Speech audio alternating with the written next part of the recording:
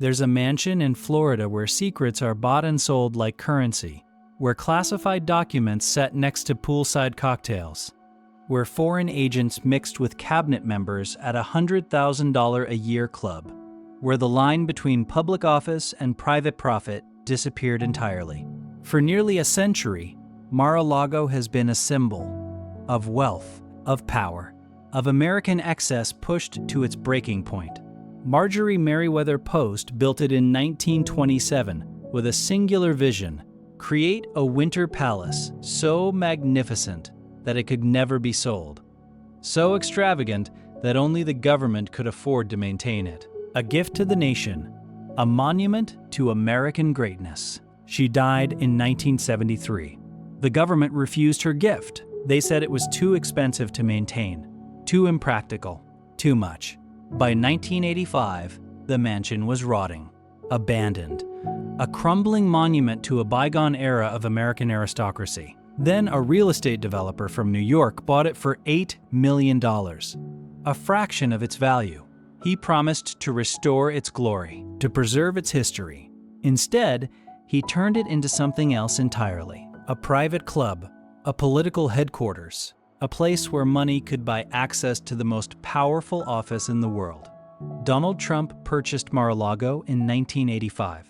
For the next 39 years, it would become the center of American political power, the Southern White House, the place where wars were discussed over chocolate cake, where Supreme Court justices were selected over dinner, where the presidency itself was bought, sold, and traded.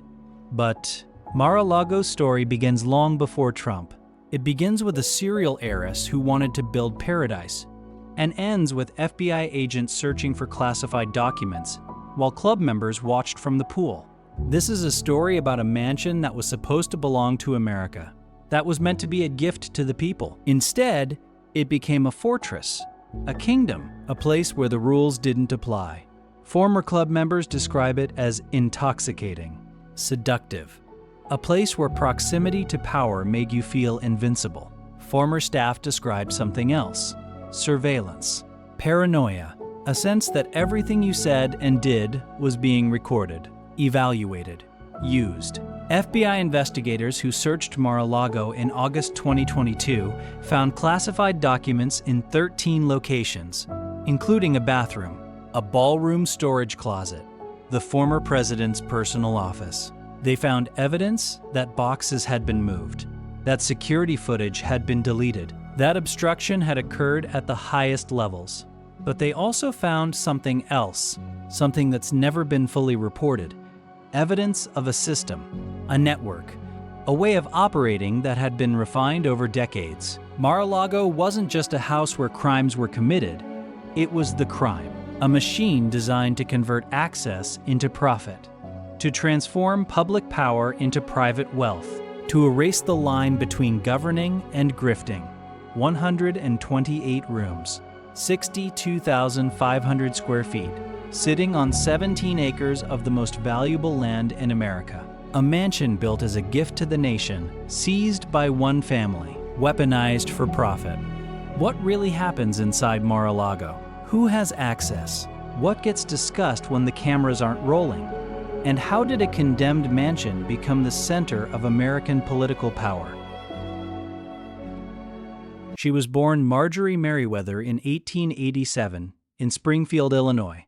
Her father, Charles William Post, was a traveling salesman peddling suspenders and farm equipment across the Midwest. He was failing, broke, desperate. In 1890, suffering from what was then called nervous exhaustion, likely severe depression and anxiety, Charles checked himself into the Battle Creek Sanitarium in Michigan. It was run by Dr. John Harvey Kellogg, the health guru who believed that most modern ailments could be cured through diet, exercise, and bizarre medical treatments involving electricity and enemas. Charles spent 9 months at Battle Creek. The treatments didn't cure him, but he learned something valuable. Americans were obsessed with health fads, and they'd pay good money for products that promised vitality, energy, and wellness. In 1892, Charles left Battle Creek and created his own health food company. He developed a coffee substitute made from roasted grains. He called it Postum. It was disgusting. It tasted like burnt dirt mixed with sadness. Americans loved it. Within 5 years, the Postum cereal company was generating hundreds of thousands of dollars annually. Charles expanded, creating Grape Nut cereal in 1897 and Post Toasties in 1904. By 1910, the company was worth $20 million, over $600 million in today's currency. Marjorie was Charles's only child. When he died by suicide in 1914, a shotgun to the head in his California ranch, Marjorie inherited the entire empire at age 27. She became one of the wealthiest women in America overnight. But wealth brought complications. Marjorie married 3 times. Each marriage ended badly.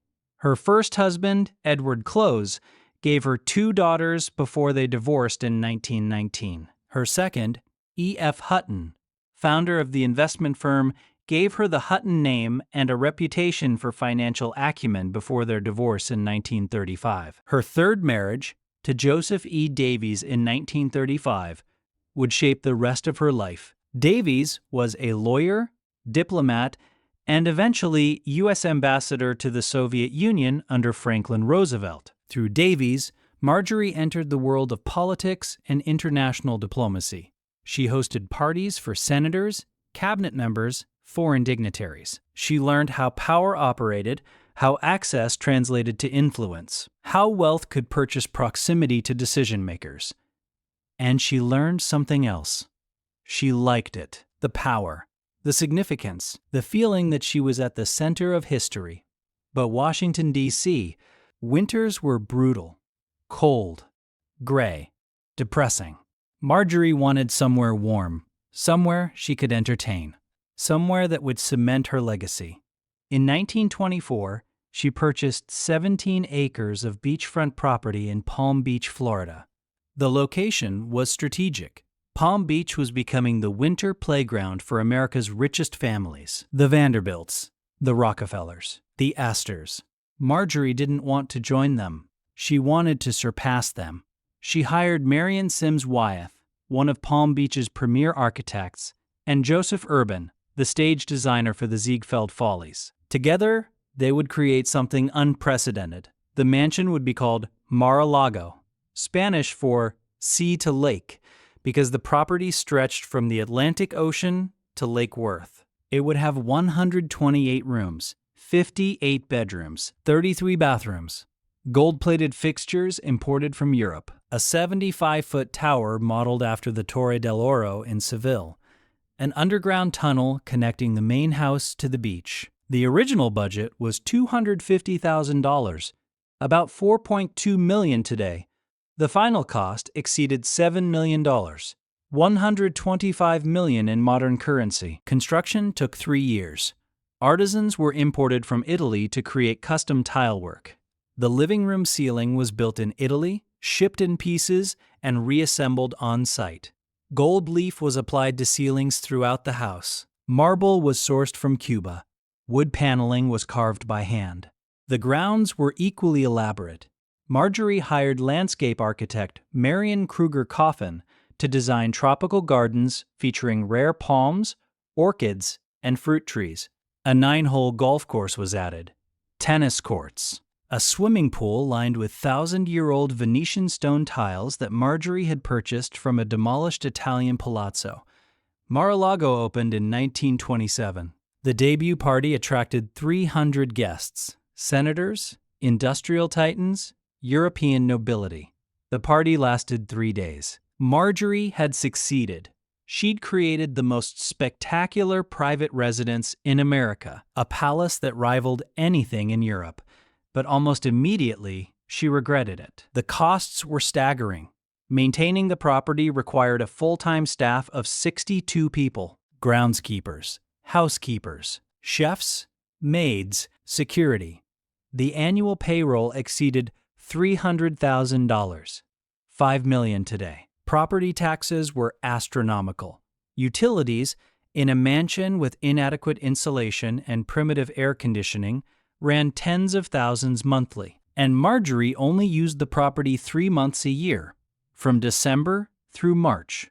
9 months of the year, Mar-a-Lago sat empty, slowly deteriorating in Florida's brutal heat and humidity.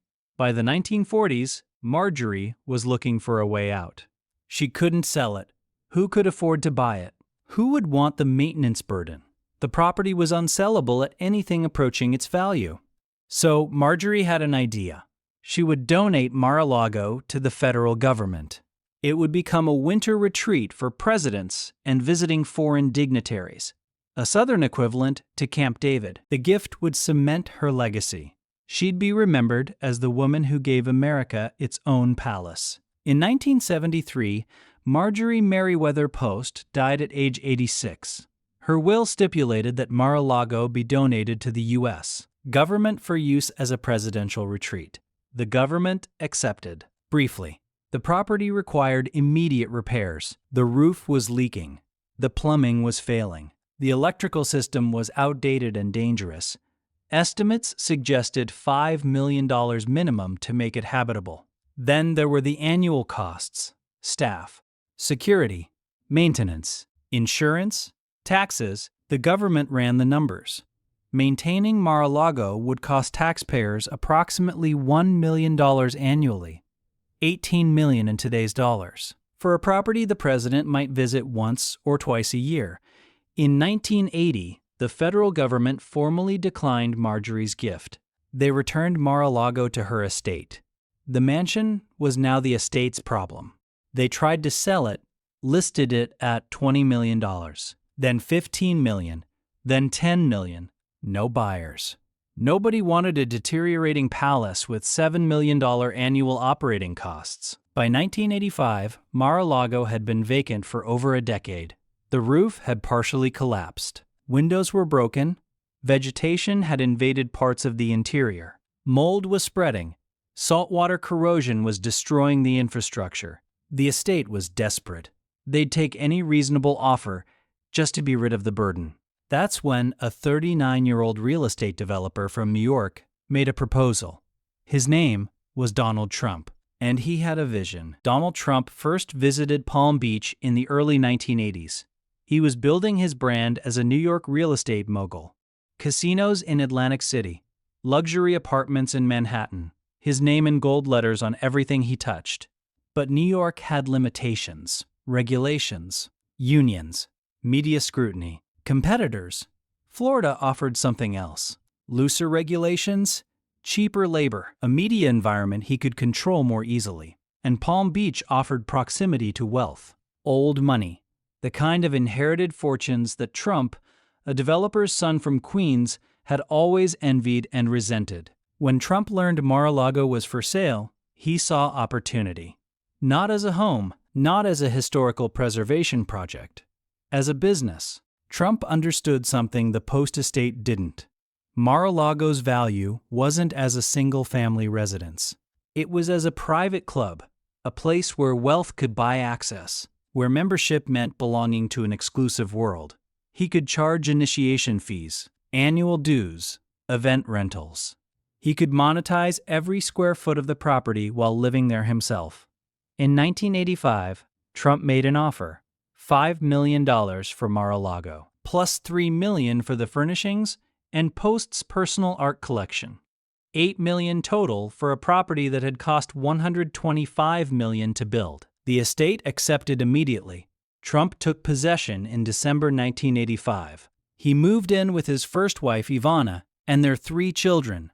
His first priority: make Mar-a-Lago profitable. He applied for permits to convert the mansion into a private club. Palm Beach's town council resisted. The neighborhood was residential. Wealthy families didn't want a commercial operation bringing traffic, noise, and tourists. Trump fought back. He threatened to subdivide the property and build small houses, which would be legal and would tank neighboring property values. He threatened lawsuits. He threatened to fill the mansion with homeless people and run it as a charity, because that was the real product Mar-a-Lago was selling. Not luxury, not history. Access. Access to Donald Trump. The ability to say you were a member of his club, to be seen at his parties, to shake his hand, to potentially do business with him or someone in his network. By 2000, Mar-a-Lago had over 300 members. The club was generating approximately $15 million annually in dues and fees. Trump lived in the private family quarters, a separate wing of the mansion not accessible to club members. But he'd regularly appear at events, dinners, parties, golf tournaments. He'd work the room, shake hands, take photos, make promises, and he'd collect information. Who was there? Who they knew? What they wanted? What they'd pay for? Former member Lawrence Leamer, who wrote a book about Palm Beach society, described Mar-a-Lago in a 2017 interview. It wasn't a club in the traditional sense. It was Donald's court. He was the king, and members were courtiers. You paid for the privilege of being in his presence. And if you wanted something, a business deal, a favor, an introduction, you understood there was a price. Maybe not explicit, but there was always a price. The club became Trump's base of operations. He'd conduct business from the dining room, host potential investors at the pool, pitch projects on the golf course. Mar-a-Lago wasn't separate from Trump's business empire. It was the center of it. And as Trump's political ambitions grew, Mar-a-Lago would become something else entirely. Not just a business, a political headquarters, a shadow White House. Trump had flirted with presidential runs before. In 2000, he'd briefly explored running on the Reform Party ticket. In 2012, he'd floated the idea before deciding against it. But by 2015, something had changed. The political environment, Trump's brand, his calculation about whether he could actually win. On June 16, 2015, Donald Trump descended the golden escalator at Trump Tower and announced his candidacy for president. The political establishment laughed. Analysts gave him zero chance. He had no political experience, no ground game, no traditional campaign infrastructure. What he had was Mar-a-Lago. Throughout the 2016 campaign, Mar-a-Lago functioned as Trump's informal headquarters. He'd retreat there between rallies, host strategy sessions, meet with potential cabinet members and advisors. The club became a networking hub for the campaign. Donors were invited to Mar-a-Lago events where they could mingle with campaign staff and Trump himself. Bundlers who raised significant sums got special access. It was pay-to-play, but legal. No laws prohibited a presidential candidate from using his private club as a fundraising venue. After Trump won the presidency in November 2016, Mar-a-Lago transformed overnight. Suddenly, membership became invaluable. If you wanted access to the president-elect, if you wanted to be in the room where decisions were made, Mar-a-Lago was the place to be. Membership applications flooded in. Trump doubled the initiation fee to $200,000. The waiting list grew to hundreds of names, and Trump made clear Mar-a-Lago would continue operating as his primary residence. He hated Washington, hated the White House, which he considered outdated and uncomfortable. Mar-a-Lago would be the winter White House, the president's southern retreat, which meant that paying members would have proximity to the President of the United States. They'd eat dinner in the same room, swim in the same pool, golf on the same course. Ethics experts were alarmed. This was unprecedented. A sitting president maintaining ownership of a private club, accepting payments from members who had business before the federal government. Trump's response: he'd placed his businesses in a trust managed by his sons. He wouldn't personally manage day-to-day operations, but he remained the owner. He profited directly from Mar-a-Lago's revenue, and he continued to spend enormous amounts of time there. Between January 2017 and January 2021, President Trump visited Mar-a-Lago approximately 140 times. Roughly every 10 days, he'd fly to Florida and spend the weekend at his club. Each visit cost taxpayers millions in security, transportation, and logistics. The Secret Service had to rent rooms at Mar-a-Lago to protect the president, paying Trump's company directly. Government agencies held events at Mar-a-Lago. Foreign dignitaries were hosted there. Campaign donors were invited to mingle with cabinet members, and club members watched it all happen, right in front of them. In February 2017, President Trump was having dinner at Mar-a-Lago's outdoor terrace. Sitting with him, Japanese Prime Minister Shinzo Abe, several advisors, and approximately 75 Mar-a-Lago club members who'd paid for access to that evening's event. While they ate, news broke North Korea had launched a ballistic missile test. Trump and Abe huddled at the dinner table. Aides rushed over with documents. Phone calls were made. Advisors debated responses. All of this happened in full view of club members, people with cell phones, with cameras, with no security clearances. Club members posted photos to social media. One member took a selfie with a military aide carrying the nuclear football, the briefcase containing launch codes for nuclear weapons. National security experts were horrified. Classified information was being discussed in an unsecured location, in front of unauthorized individuals, with cell phones recording everything. But this was the new reality. Mar-a-Lago wasn't just a club, it was where the presidency happened. And membership meant you got to watch. Former club member Richard DeGazio, who took the selfie with the nuclear football aide, told reporters, "It was surreal. You're eating stone crab, and the president is 10 feet away discussing whether to launch a military strike." It felt like being inside history. But others saw it differently. Former National Security Advisor Susan Rice called the incident dangerous and irresponsible. She noted that foreign intelligence services could easily place agents as Mar-a-Lago members or staff, that hostile nations could be listening to every word. Trump dismissed the concerns. Mar-a-Lago was secure, he said. The Secret Service was present. Everything was fine, but security experts disagreed. Mar-a-Lago had hundreds of staff members, groundskeepers, waiters, housekeepers. Many were foreign nationals. Background checks were minimal, standard hospitality industry screening, not government-level vetting. Any intelligence service could infiltrate the club, place an agent as staff, install listening devices, compromise communications, and Trump was discussing sensitive national security matters in the dining room, on the patio, at the pool. In 2019, a Chinese national named Yujing Zhang was arrested at Mar-a-Lago carrying multiple cell phones, a laptop, a hard drive containing malware, and a device to detect hidden cameras. She'd gained entry by claiming to be a member's relative. Security had waved her through. She was convicted of trespassing and lying to federal agents. But the incident revealed how easily Mar-a-Lago's security could be breached. How many other foreign agents had gained access and simply not been caught? The question was never satisfactorily answered. Between 2017 and 2021, Mar-a-Lago functioned as an alternate seat of government. Federal agencies tracked the president's location not by his official schedule, but by his golf course visits and Mar-a-Lago weekends. Foreign leaders learned that if they wanted FaceTime with Trump, they should book Mar-a-Lago visits rather than White House meetings. And club members learned that their $200,000 initiation fees bought something unprecedented: access to the machinery of federal power. Lee Cindy Yang was a Florida massage parlor owner and Republican donor.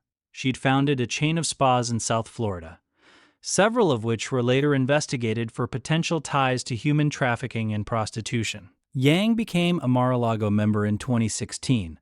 Between 2017 and 2019, she attended dozens of events at the club. She photographed herself with President Trump, with cabinet members, with Republican senators.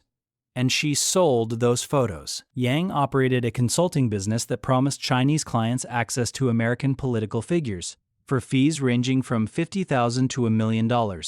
Yang offered to arrange meetings with Trump administration officials. Her marketing materials featured photos of her with the president, taken at Mar-a-Lago events. When journalists exposed Yang's operation in 2019, the White House claimed they had no relationship with her, that she was simply a club member who'd attended events. But the photos told a different story. Yang at Trump's Super Bowl watch party at Mar-a-Lago. Yang at a campaign fundraiser. Yang in the presidential viewing area during a speech. She'd purchased access, and she'd monetized it. Yang was far from alone. Mar-a-Lago members during the Trump presidency included defense contractors bidding on government projects, real estate developers seeking regulatory approvals, foreign nationals hoping to influence U.S. policy toward their home countries. They all understood the same thing. Membership meant proximity. Proximity meant opportunity. Opportunity meant profit. And Trump benefited directly. Every membership fee went to his company. Every event rental generated revenue for his business. Every Secret Service agent who stayed at Mar-a-Lago during presidential visits paid room rates to Trump's organization. Ethics watchdogs estimated Trump's businesses received over $1.7 million in taxpayer funds during his presidency, mostly from Secret Service and staff accommodations at Mar-a-Lago and other Trump properties. But the more subtle corruption was harder to quantify. How many government decisions were influenced by Mar-a-Lago conversations? How many contracts went to members? How many regulatory favors were exchanged over dinner? Former White House ethics lawyer Richard Painter told ProPublica in 2019, Mar-a-Lago represents a systemic corruption of the presidency. It's not just individual ethical violations. It's a business model built on monetizing public office. And it's normalized because it happens at a private club, behind closed doors where the public can't see it. But some things couldn't stay hidden. In April 2018, Trump appointed Dr. Ronnie Jackson as Secretary of Veterans Affairs. Jackson had been the White House physician, the doctor who'd conducted Trump's physical exams and declared him in excellent health, despite obvious questions about his weight, diet, and exercise habits. Jackson had no management experience. He'd never run a large organization. The Department of Veterans Affairs employed 377,000 people and had a budget of $200 billion. His nomination was immediately controversial. Within days, allegations surfaced. Jackson had drunkenly wrecked a government vehicle during an overseas trip. He'd created a hostile work environment. He'd inappropriately prescribed medications. The nomination collapsed. Jackson withdrew. Trump was furious. But here's what wasn't widely reported. Jackson was a Mar-a-Lago regular. He'd attended events there, played golf with Trump, socialized with club members. Former White House official Miles Taylor later revealed personnel decisions were made at Mar-a-Lago. The president would talk to members, to donors, to people at dinner. Someone would recommend somebody. Trump would say, "Great, hire them." No vetting, no consideration of qualifications, just vibes from a conversation at the club. This pattern repeated throughout the administration. Ambassadorships went to Mar-a-Lago members who donated heavily to Trump's campaign. Federal judges were selected after being recommended by club member donors. The presidency became transactional, and Mar-a-Lago was where the transactions happened. But the most consequential Mar-a-Lago moment of Trump's presidency occurred in January 2020. Trump was facing impeachment. The House had voted to impeach him for abuse of power and obstruction of Congress related to his dealings with Ukraine. The Senate trial was scheduled for February. Trump retreated to Mar-a-Lago for the holidays. He held court, meetings with lawyers, strategy sessions with advisors, rallying his supporters. And he made a decision that would define his final year in office. He would never accept any election result that showed him losing. Multiple sources who attended Mar-a-Lago events in late 2019 and early 2020 described Trump floating the idea that the 2020 election could be rigged, that if he lost, it would be because of fraud, that he wouldn't necessarily accept the results. This wasn't campaign rhetoric. This was preparation, laying groundwork for what would come in November 2020. When COVID-19 hit in March 2020, Trump resisted closing Mar-a-Lago. The club remained open weeks longer than public health guidelines recommended. Members continued hosting events. Spring break parties proceeded as normal. Finally, in mid-March, Mar-a-Lago closed. For the first time since 1995, the club was completely shut down. Trump was furious. He hated being stuck in Washington, hated the White House, wanted to be at Mar-a-Lago where he felt in control. The club reopened in June 2020, despite Florida's surging COVID cases. Trump immediately began spending weekends there again. And as the election approached, Mar-a-Lago became something else, a war room. November 3rd, 2020, election night. Trump watched the returns from the White House. But as states like Pennsylvania, Michigan, and Wisconsin turned against him, he began calling allies at Mar-a-Lago. In the days following the election, Trump retreated to Mar-a-Lago multiple times. He held strategy sessions about challenging the results, about filing lawsuits, about overturning the outcome.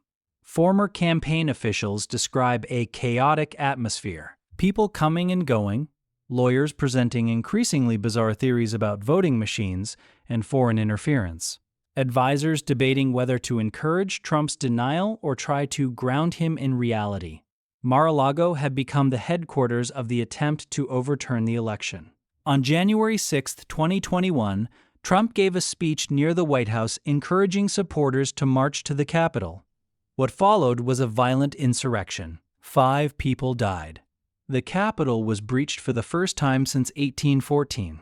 Trump watched from the White House, and according to later testimony, he resisted calls to intervene, to tell the rioters to leave, to restore order. He was impeached a second time for incitement of insurrection.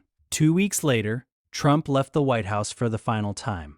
He flew directly to Mar-a-Lago, where he's remained ever since. January 20th, 2021. Joe Biden was inaugurated as the 46th president. Donald Trump did not attend. He became the first president since Andrew Johnson in 1869 to skip his successor's inauguration. Instead, Trump flew to Mar-a-Lago. He landed around 11 a.m. A small crowd of supporters gathered outside the club's gates. Trump waved from his motorcade and disappeared inside. And that's where he's remained. Mar-a-Lago became his permanent residence, his base of operations, his fortress. But he didn't come alone. Trump brought something with him from the White House, something that would eventually trigger an FBI raid and federal indictment. Classified documents. When a president leaves office, federal law requires all presidential records, including classified materials, to be transferred to the National Archives. The process is straightforward. The Archives coordinates with the outgoing administration to collect, catalog, and secure everything. The Trump administration did not follow that process. In the final days of Trump's presidency, boxes of materials were packed haphazardly.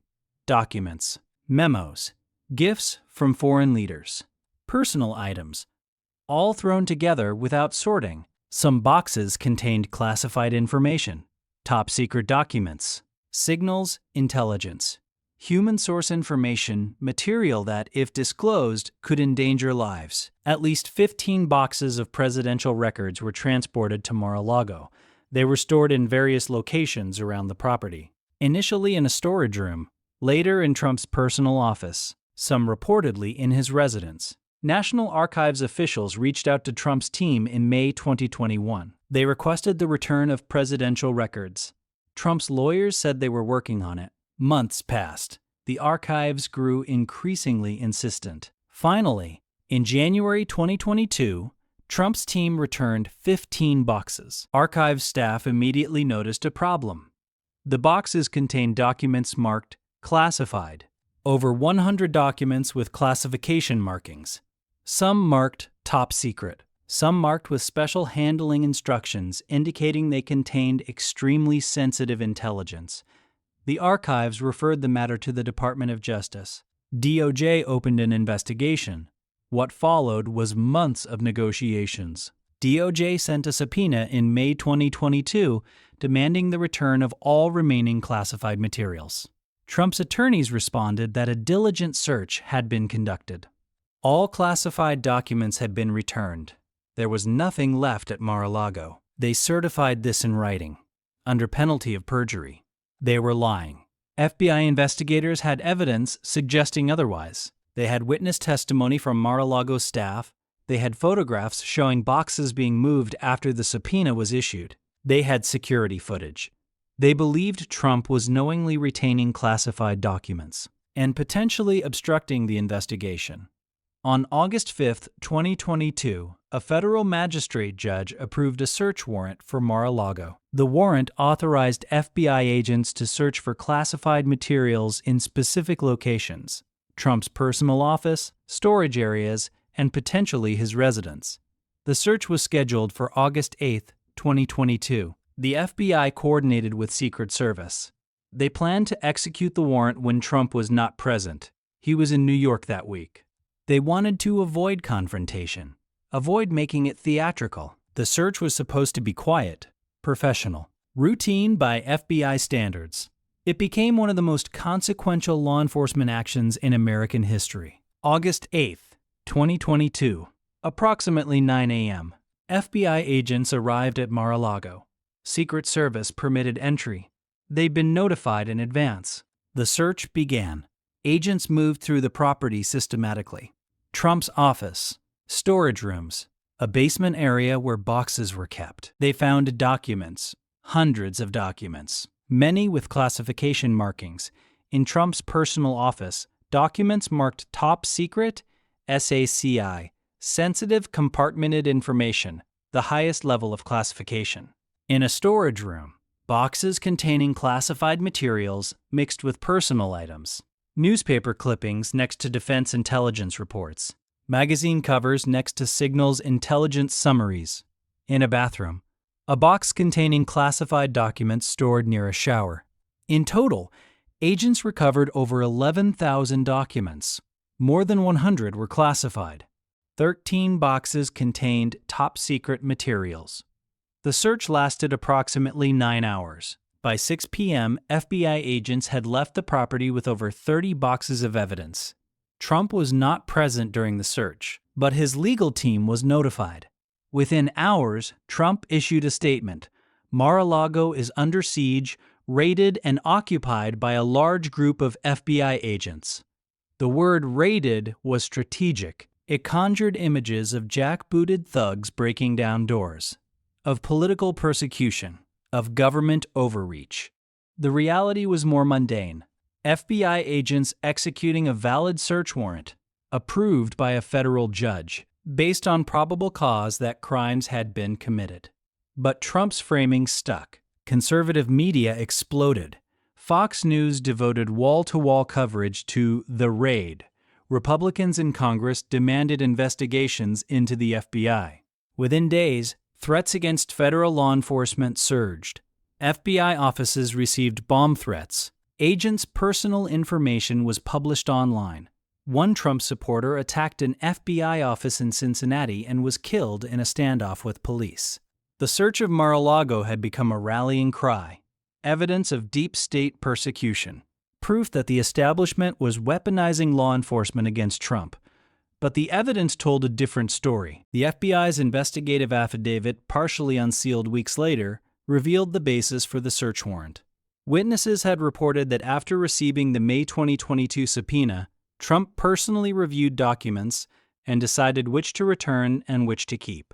He allegedly showed classified materials to visitors, including people without security clearances.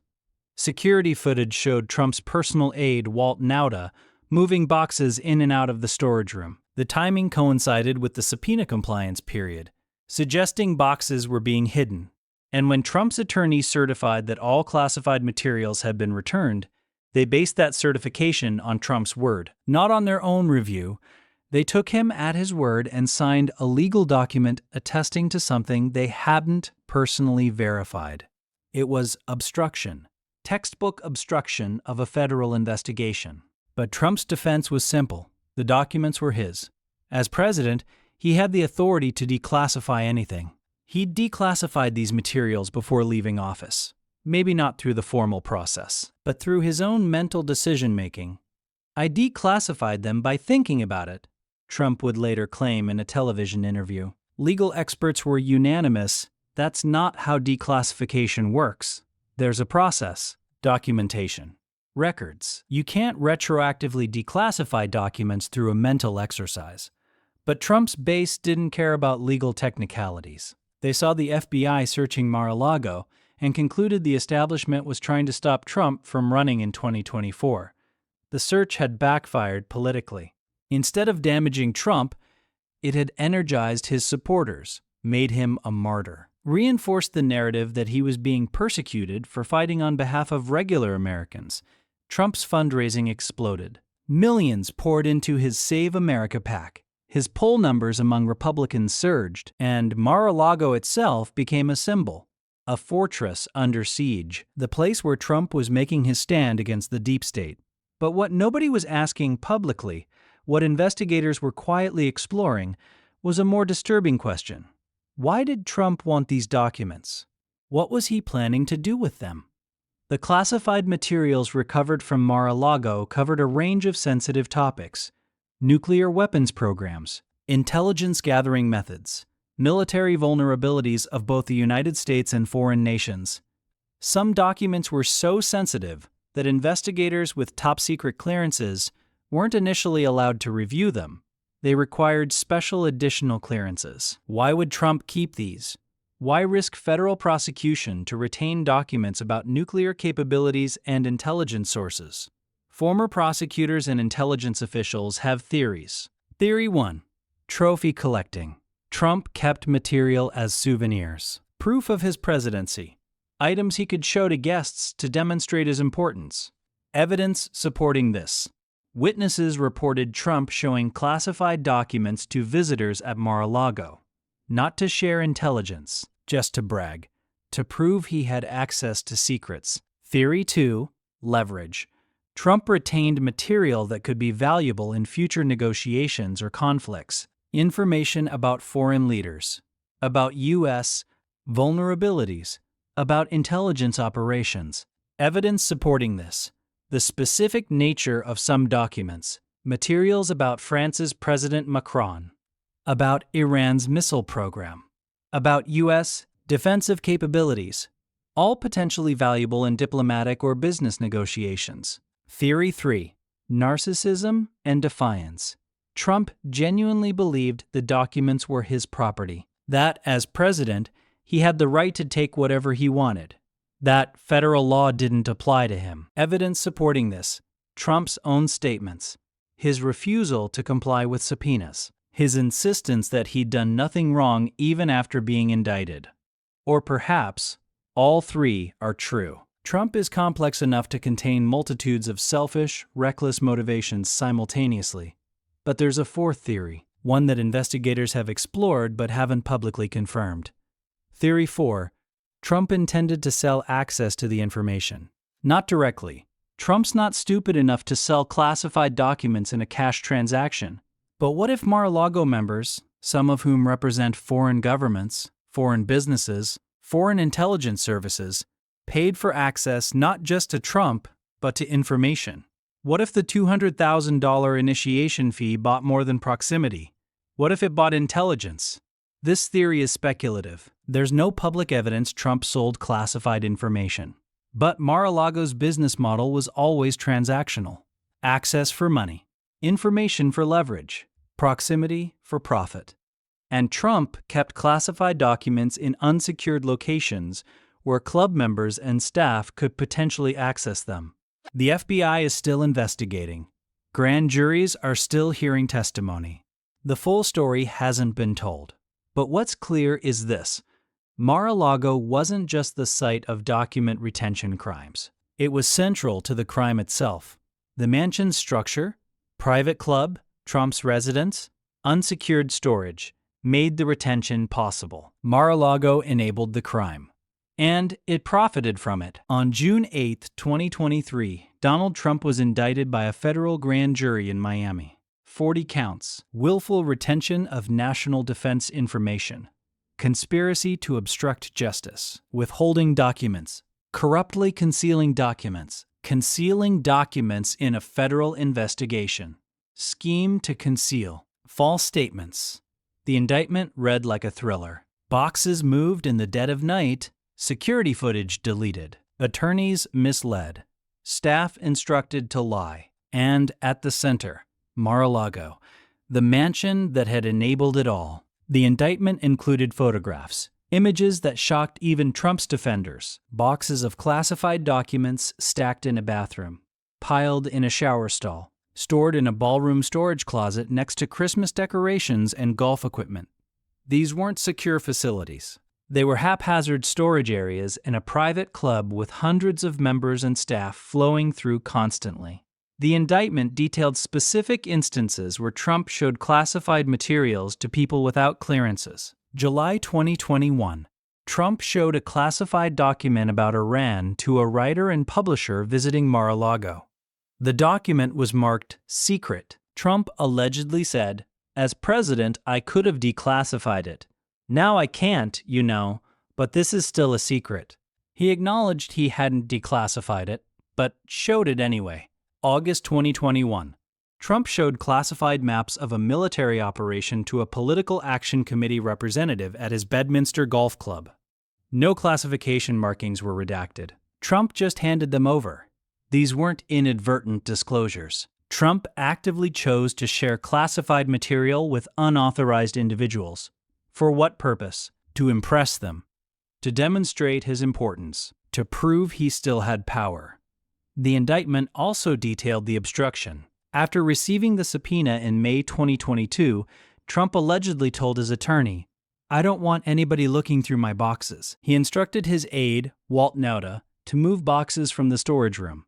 Security footage showed Nauta moving boxes on June 2, 2022, the day before Trump's attorney was scheduled to search the storage room to comply with the subpoena. Boxes were moved out. The attorney searched what remained, certified that everything had been returned. But the removed boxes contained classified documents that would later be found during the FBI search. It was orchestrated. Deliberate. Trump knew what he was doing. His attorney, Evan Corcoran, eventually realized he'd been lied to. When he discovered the truth, he was so disturbed that he refused to continue representing Trump in the matter, and he provided testimony to investigators, usually protected by attorney-client privilege, but not when the client uses the attorney to commit crimes. Trump's own lawyer had turned witness against him. The case seemed overwhelming. Prosecutors had documents, security footage, witness testimony, Trump's own words on tape. But Trump had something prosecutors didn't: a base that would believe anything he said, and a legal strategy designed not to win in court, but to delay until he could potentially regain the presidency and make the charges disappear. Trump's initial response to the indictment was defiance. He appeared at the Miami courthouse on June 13, 2023, pleaded not guilty, and gave a speech at his Bedminster golf club that evening.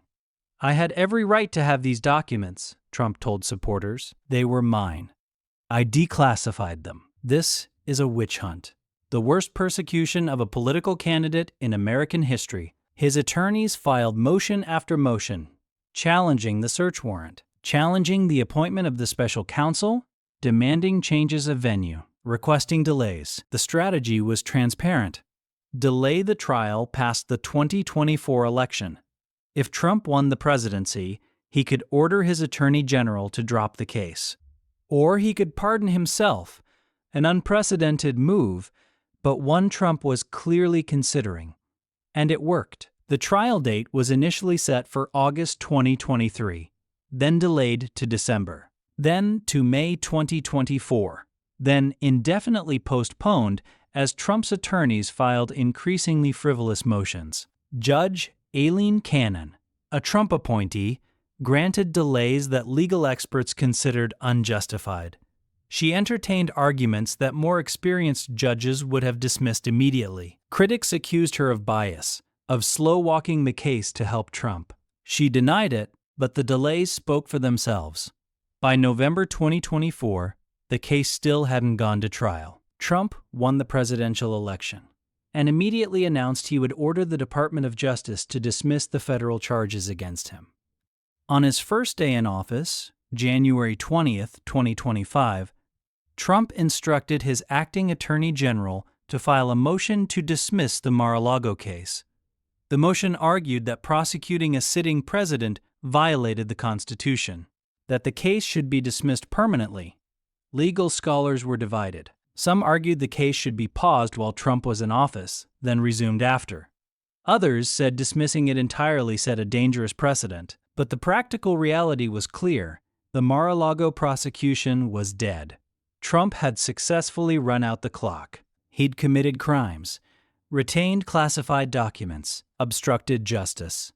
The evidence was overwhelming. but he'd never face accountability because he'd regained power. And power, as Trump understood better than anyone, means the rules don't apply. Mar-a-Lago had protected him. The fortress had held. But the mansion's legal troubles weren't over. In addition to the federal case, Trump faced state-level investigations, civil lawsuits, congressional inquiries. And Mar-a-Lago itself, the property, became a target.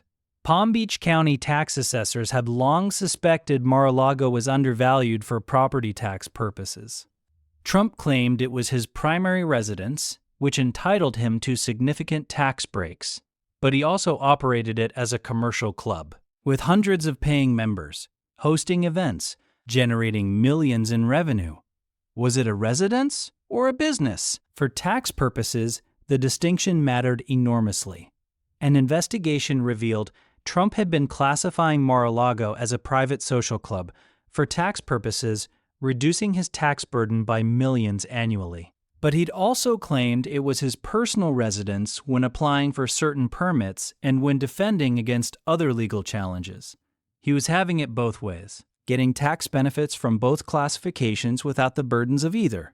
In 2023, Palm Beach County filed a lawsuit demanding Trump pay back taxes on Mar-a-Lago dating back to 2015. The county alleged Trump owed over $12 million in unpaid property taxes. Trump's attorneys argued the assessment was politically motivated, that the county was targeting him because of his politics.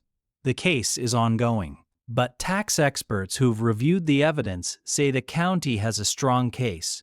Mar-a-Lago may not generate the revenue it once did. Trump's legal troubles have made membership less attractive. Some members have left, concerned about being associated with a property at the center of multiple criminal investigations. But Trump still owns it, still lives there, still conducts business from the premises, and as long as he's alive, Mar-a-Lago will remain what it's always been, a monument to the idea that wealth can buy immunity from consequences. Mar-a-Lago stands today, much as it has for nearly a century. The Moorish architecture, the gold-plated fixtures, the manicured gardens. From the outside, it looks unchanged, but the atmosphere is different. The energy, the feeling of the place. Former members who visited recently describe it as paranoid, tense. Security is omnipresent. Cameras everywhere. Staff who watch you with suspicion. The parties still happen. Fundraisers, campaign events, dinners with donors. But the crowd has changed. The corporate executives and entertainment industry figures who once filled Mar-a-Lago's ballrooms have been replaced by a different clientele. True believers, MAGA loyalists, people who see Trump as a messianic figure rather than simply a wealthy celebrity. The mansion has become a pilgrimage site. Supporters gather outside the gates daily. Some bring signs, some pray. They take photos with the Mar-a-Lago gates in the background, proof they were present at the fortress. Inside, Trump holds court. He plays golf, he takes meetings. He watches television obsessively, tracking cable news coverage of himself. Aides describe him as fixated on his legacy, on how history will remember him, on ensuring that Mar-a-Lago, like Trump Tower, becomes synonymous with his name. But he's also paranoid, convinced that deep state operatives are still trying to destroy him, that the FBI might return, that his enemies will never stop. Security at Mar-a-Lago has been increased dramatically since the August 2000 search. Guests are screened more thoroughly, communications are monitored, staff are vetted more carefully. The mansion that was once a playground has become a fortress in a more literal sense. And Trump's family, the next generation of Trumps, are already planning for the property's future. Donald Trump is 78 years old. His health is declining. He's overweight, refuses to exercise beyond golf, and lives on a diet of fast food and Diet Coke. Actuarially, he likely has less than a decade left, maybe less than 5 years. When he dies, what happens to Mar-a-Lago? The property is worth approximately $300 million, maybe more depending on the market. But it's also a liability, property taxes, maintenance costs, the burden that drove Marjorie Merriweather Post's estate to accept Trump's lowball offer. Trump's children have different visions for the property. Donald Jr. and Eric, who run the Trump Organization, see Mar-a-Lago as a valuable asset, a cash-generating property that can continue operating as a private club and event venue. Ivanka has distanced herself from the Trump Organization and her father's political ventures. She's unlikely to be involved in Mar-a-Lago's future, but there's another possibility, one that Trump himself has floated in private conversations: Mar-a-Lago as a presidential library. Every president since Herbert Hoover has established a presidential library. These facilities house documents, artifacts, and materials from the administration. They're operated by the National Archives but funded by private foundations.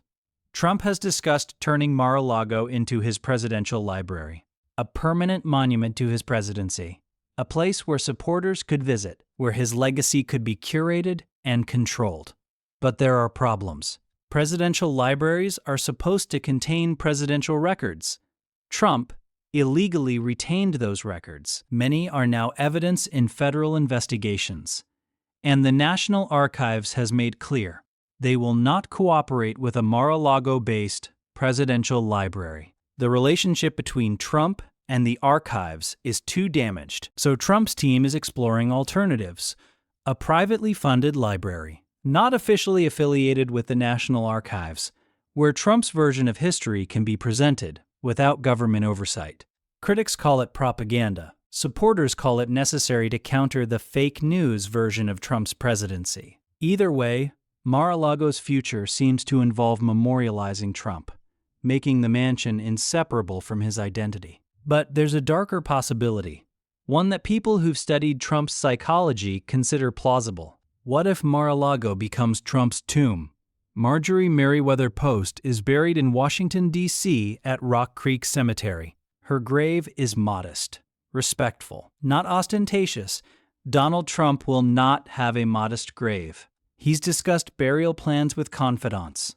He wants something grand, something that reflects his self-perceived greatness.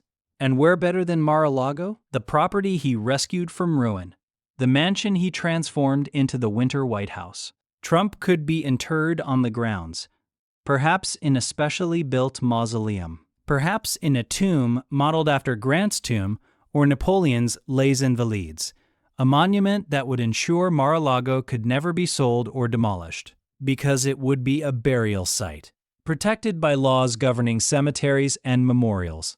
Trump's children could maintain control, operate the property as a combination club, library, and memorial, charge admission for tours, sell merchandise. It's not unprecedented. Graceland, Elvis Presley's mansion, operates this way. Over 500,000 visitors annually, generating over $10 million in revenue. Trump's brand is more polarizing than Elvis's. But for his base, Mar-a-Lago as Trump's final resting place would be sacred ground, and Trump's family could profit from it indefinitely. Whether this plan comes to fruition depends on many factors. Trump's health, his family's cohesion, local zoning laws, public appetite for Trump tourism. But it represents a possibility that Marjorie Merriweather Post never imagined when she built her winter palace. Her gift to the nation, rejected by the government, bought by a developer, could become the tomb of a president who tried to overthrow democracy. Mar-a-Lago, from American palace to American fortress to American mausoleum, a monument to the corruption of its final owner. The people who live near Mar-a-Lago have mixed feelings about the property. Some longtime Palm Beach residents resent it. The traffic, the security disruptions, the Secret Service checkpoints that close roads whenever Trump is in residence, the noise from helicopters, the protesters who gather outside, the transformation of their quiet neighborhood into a political battleground. Others have profited. Businesses near Mar-a-Lago see increased traffic when Trump is there. Restaurants, hotels, souvenir shops selling Trump merchandise. The mansion's notoriety has made Palm Beach even more famous. Love him or hate him, Trump has made the area internationally recognizable. But there's also fear. Fear that Mar-a-Lago attracts violence, that Trump's rhetoric, his attacks on opponents, his claims of persecution, could inspire someone to do something terrible. In 2022, a man named Ricky Schiffer attacked an FBI office in Cincinnati. He was a Trump supporter enraged by the Mar-a-Lago search. He posted on social media about killing federal agents and going to war. He was shot and killed by police. But his attack demonstrated the danger of Trump's rhetoric, of turning Mar-a-Lago into a symbol of resistance against tyranny. How many more Ricky Schiffers are out there? How many people have been radicalized by Trump's narratives about deep state persecution? And what happens when Trump eventually dies? Will Mar-a-Lago become a target for political violence? A pilgrimage site for extremists? The mansion that was supposed to be a gift to America has become something else entirely. A fortress, a symbol of division, a monument to one man's ego and the damage it caused. There are ghosts at Mar-a-Lago. Not literal ghosts, though staff members report strange occurrences. Lights flickering, doors opening by themselves, cold spots in rooms where nothing should be cold. But metaphorical ghosts. The ghost of Marjorie Merriweather Post, who built a palace and watched it be rejected, who died knowing her gift had been refused. The ghosts of everyone who believed Trump would drain the swamp, only to watch him build his own. The ghosts of the secrets discussed in unsecured locations, of the intelligence sources compromised, of the laws broken and the norms shattered. Mar-a-Lago is haunted by everything it represents: the corruption of public service for private gain, the transformation of proximity to power into a commodity, the normalization of what once would have been scandalous, a mansion built as a symbol of American greatness, turned into a symbol of American decay. In 1973, when Marjorie Merriweather Post died, she left instructions that Mar-a-Lago should serve the nation, that it should be a place where leaders gathered to discuss the great challenges facing America. For a brief moment, that nearly happened. The federal government accepted, made plans, imagined presidents walking those halls. But it was too expensive, too impractical, too much for a nation that was learning to value efficiency over grandeur. So the mansion was returned, sold, transformed.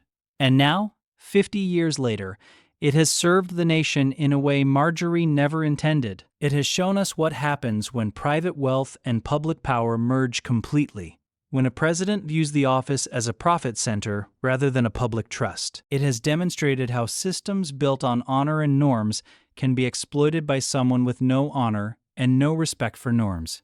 Mar-a-Lago has become a case study, a warning, a monument to everything that can go wrong when we allow one person to treat the presidency as a personal asset. Marjorie wanted to give America a palace. Instead, we got a fortress at the end of the Republic, a place where democracy went to die. Not in violence, not in revolution, but in poolside negotiations and ballroom deal-making, in the slow erosion of every principle that once meant something.